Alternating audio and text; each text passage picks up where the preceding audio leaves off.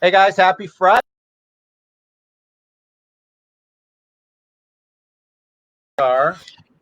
Realtor guru.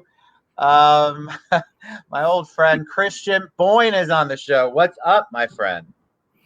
Oh man, I'm so happy to see you.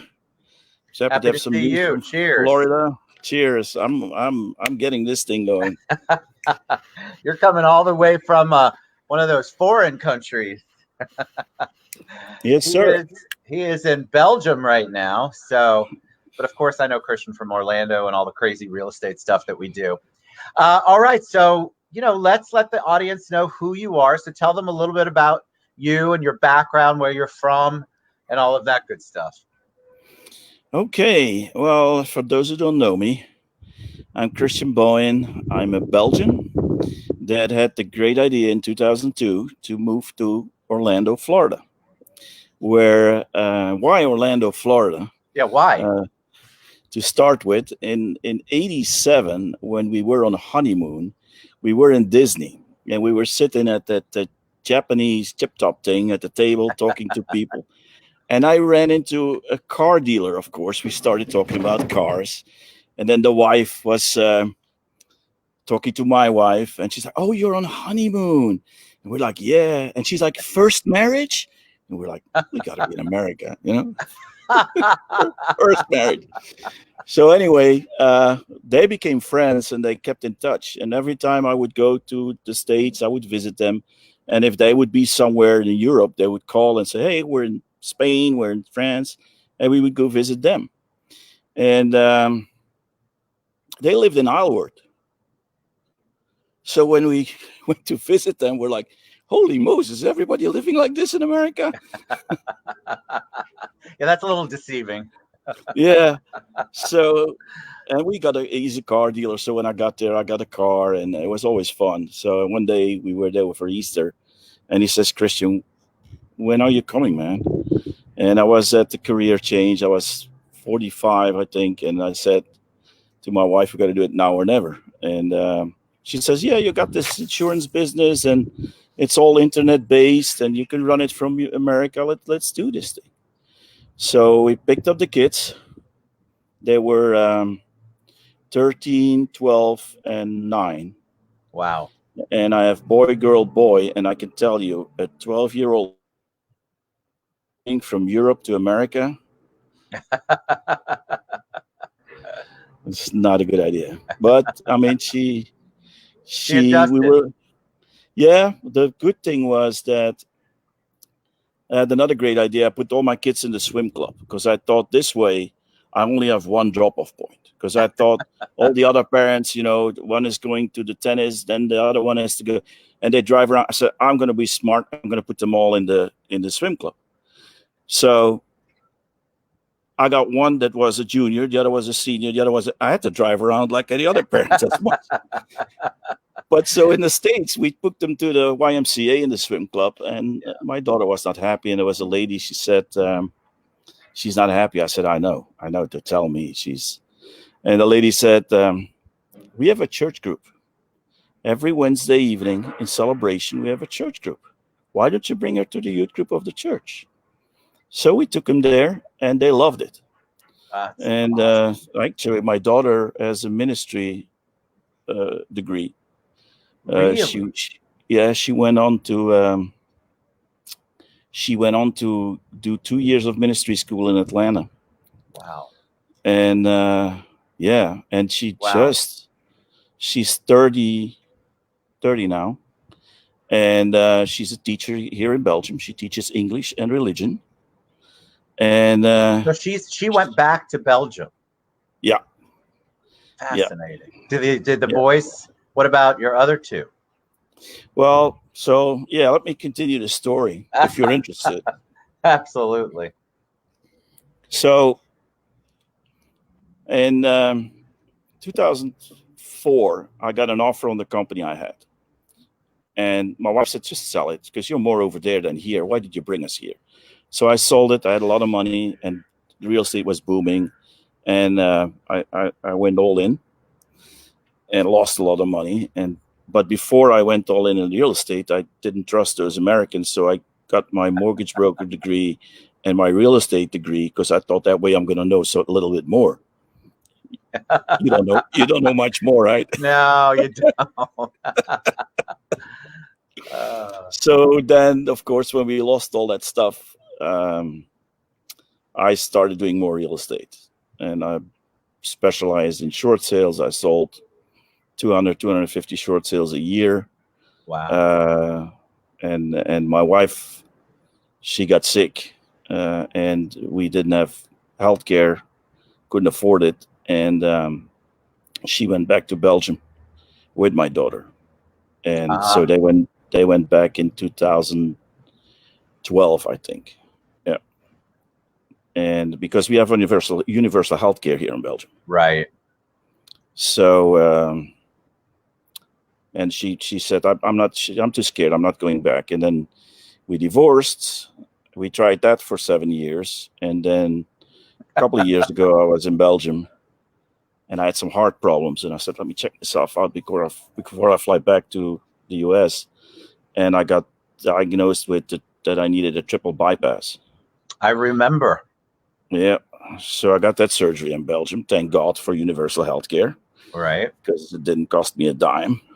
In the States, it would have cost me $250,000, I think. At least, right? Yeah. So, and then I woke up out of the surgery and we said, what are we doing? So we're back together. And I'm spending congratulations. And I'm spending more and more time here in Belgium now than I spend in Florida. So is that why you're there all the time? I wondered. I was going to ask you because I remember you being incredibly active here, like always at everything, whether it was Aura or Women's Council or you pick it. We would run into each other or work together at all these organizations and these events. So talk about you can have everything you want if you'll just help enough people get what they want. Because I love those kind of topics. I'm a big believer in this concept. But where did it come from for you, and why did you adopt it because I saw it on some of your other social media, your website maybe? Yeah, so I'm when I started to spend more time here, I said, what am I going to do here? And yeah, you say it. I've been a big time volunteer at Aura. I was on the board, and I'm in Florida Realtors, still involved. I'm still involved with the National Association of Realtors. I'm the global ambassador for Belgium and the Netherlands for the National Association of Realtors. And I learned a lot in leadership with Women's Council and all that. And I think it's time to give back. I mean, I went to the States, got a lot of money, lost a lot of money, made a little bit of money back. Enjoy life, enjoy living, and it's time to give back. And I learned it's all about karma. I mean, and you see it if you look around you. The more people you help, and I'm not helping them to get better off it. I'm helping them because I love to see people grow and be happy. So, did you make like a change? Did it all of a sudden you go, all right, this is it. I'm going to start doing X, Y, Z? Because I think a lot of people want to do more for other people, but they get so caught up in picking the perfect thing to do or the perfect way to do it. What are some tips? If somebody wants to adapt this or adopt this, what are some things that you do to give back? Well, first of all, I think you got to be, I don't know if it's the right word, but I think you got to be content with what you have. That's where it starts. I think it's hard when you struggle, when you try to survive, to have that philosophy. Still, you should have that philosophy all the time, but it's different. And I think it's growing older. It's just growing older. You just change. You look at things differently, and you say, yeah, and it's true. I think it's a Zig Ziglar quote from, I think it is, or Napoleon Hill. I'm one of those guys, but it is, and I thought, wow, it talked to me. I mean, it was like, yeah, I'm going to put this as my motive. That's good, because I think people, and Carol Burnett says hi. Hey, Carol. I want to get Carol on the show. She said, "Hi, Christian. Nice to see you." Ellen and John Hello. say hi. She is the chair, if I'm not mistaken, for the diversity committee that I'm on for Aura, I think. Yes, so she's awesome. So talk about what it's been like being a global person during a global pandemic. Yeah, as as always, I have an interesting perspective because I travel so much between the two worlds. I traveled back and forth in 2002 when the war started, and the big thing is the media. The biggest difference to me is how the media handles things.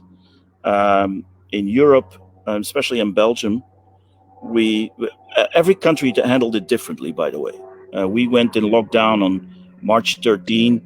We were not allowed to. We were allowed to walk within a mile of our house. We were encouraged to walk a lot and sport a lot, but stay close. People that had a second residence couldn't go to their second residence. They have to stay at their house. There was nobody on the beach. We were allowed to go to the store for food. We had a rush on the like in every country. Everybody wanted toilet paper. I still don't know what the secret of that is. You know, No, I don't know everybody. why they just thought that that would be something. It was crazy. Yeah, I mean, it was the same here. So that's global. That toilet paper thing, that's global. Um, but yeah, so we were not allowed to go out, but we didn't make a fuss about it. We thought the government is doing this for our best, and we had Right. a lot of the more virologists and doctors on the media than politicians, and they were explaining us, and they were explaining us how a virus works, and they were explaining us that a virus is not the flu, and they explained how, and it's just about and they told it that this virus cannot be made in a lab. It's impossible because it's got this and this and this, and how they could determine that, and it's just a lot of non-fake news. Well, you were And they were educating, right? Your media is more about yeah, education and true what the yeah, media and used to be here. yeah, and then we had like documentaries of the hospital, and we saw what was going on in the hospital, and we were like, oh man. And I have friends here that are doctors, and I mean, they were scared to death to go in because they were, like recruited, and so Sure. that's the main difference, I think. I mean, I hear that in Florida, when you wear a mask, they ask you if you're a Democrat. So I mean, Yeah, the mask thing is really fascinating right now because another organization just came out. Not it could have been WHO or CDC, but they contradicted each other on the masks. And so this new one says, unless you're infected, you shouldn't be wearing a mask. So the states are confused because the media in general puts out a very confusing message. It's very all of it's very confusing, but also the organizations aren't in sync either. So we just kind of go with the flow. yeah.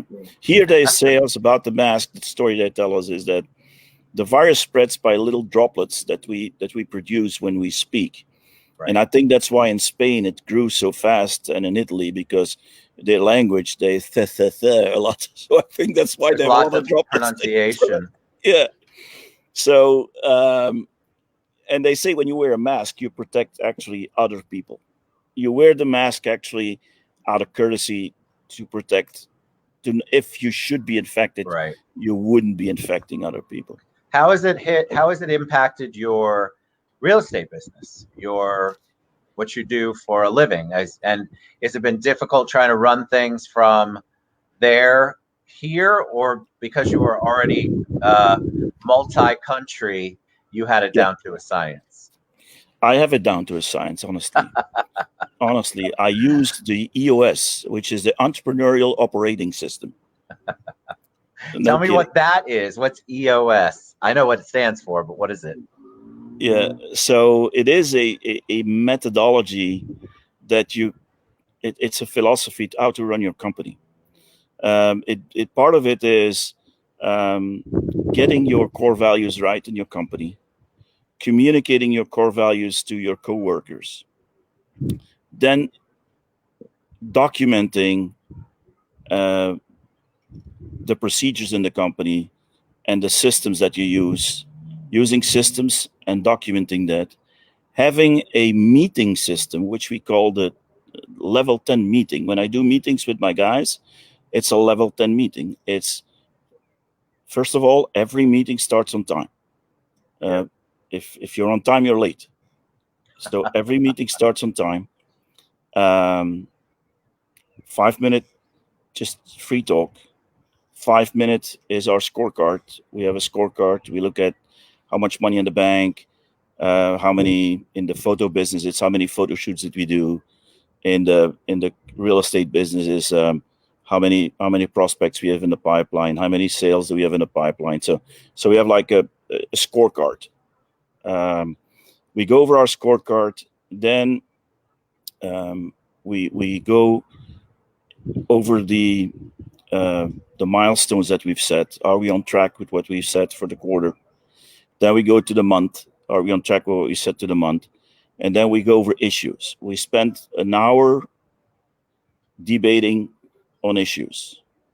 Our issues can be anything from somebody's sick, somebody's not doing his job, some system is broken. So we go over the issues. Everybody lists the issues. We look at them. We take the most important issues out. We determine this and this are the most important ones. We work on those. And if we get through all the issues by the end of the meeting, it's fine. But we stop the meeting at an hour and a half. We don't go over. We don't go. It's just boom. And it works. I mean, so did you implement that? And hey to Wyatt and Mark, did you implement that prior? So you already had the system in place when you got stuck there. Not that you're stuck there, but you know what I mean. You couldn't travel for a long time. You already had everything in place prior to it, so your organizational skills helped you maintain. Did you have problems doing real estate transactions? I know you all are also photographers, correct? Video. Yes. And so, how did that impact the overall business? Did you still see a lot of people wanting photos of their homes, wanting photos, and people doing real estate transactions? What was your experience? The photo business, I freaked out, especially with what I saw here. So I brought everybody home, and they said, "Dad, the photographers want to go and take photos. They can. They're allowed. Real estate isn't deemed essential." And everybody was wanting virtual tours. Yeah. And that's what we specialize in, is virtual tours. So we've been booming with the virtual tours. Actually, I spend my time here in the afternoon when it's early morning in America. I start interviewing people for jobs for photographer. Wow. Yeah. And, you really are. Yeah, we are. I looked at the numbers today, and we are like up 40%. Wow. It's crazy. Yeah. Well, I think for virtual tours, this has been a crazy time, but for you all, what an opportunity. And I think people are going to continue. I mean, there's going to be some businesses as usual, but I believe virtual tours, that's just going to be part of the deal every time now. Yeah. Yep. So that side of the, a lot of people want it.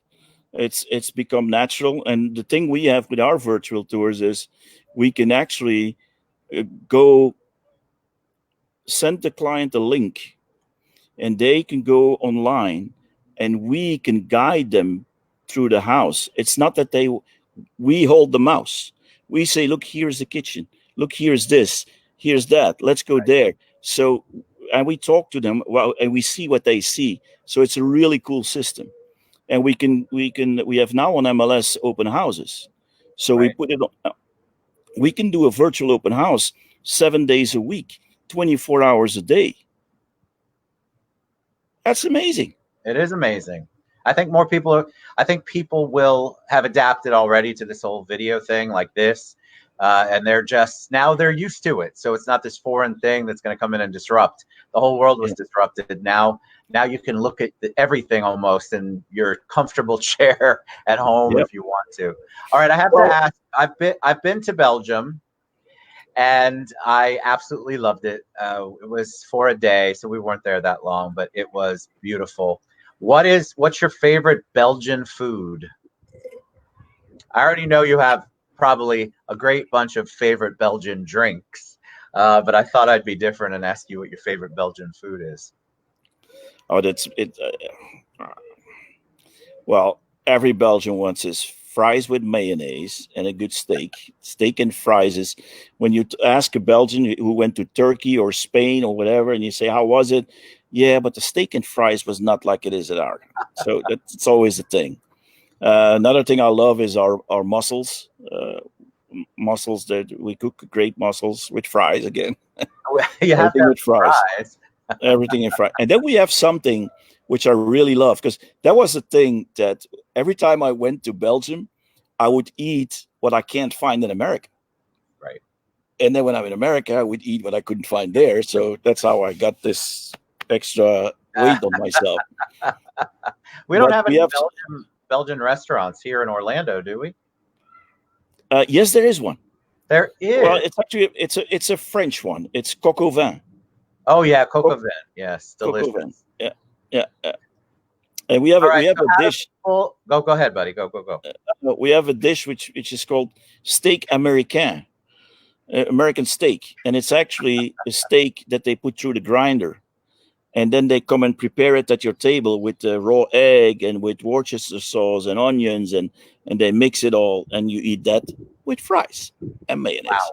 Is that all right? So how do people find you? How do people find you for real estate? How do people find you for the virtual tours? Give them the best way to reach you. The virtual tours is Tyto Media, TYTO Media, TYTO dot media. That's the photo business. The real estate business is windmakerrealty.com. And the company is called Windmaker because my mother-in-law always said that I was a windmaker. I made a lot of wind, you know, full of hot air. Backhanded compliment. I love it. All right, my friend. Thank you so much for joining us all the way from Belgium. I appreciate it, and we miss you here. I'm looking forward to you coming back. Yeah, I'll be back in August, I think, as soon as they let us fly. So yeah, All right, thanks, my enjoyed friend. it. Have a great night. I enjoyed it Thanks so for the much, time. Christian Enjoyed it too. Bohyn. All right, guys. We'll see you later. Have a good one, Christian. Take care, buddy. Thank you. Cheers. Bye. Cheers.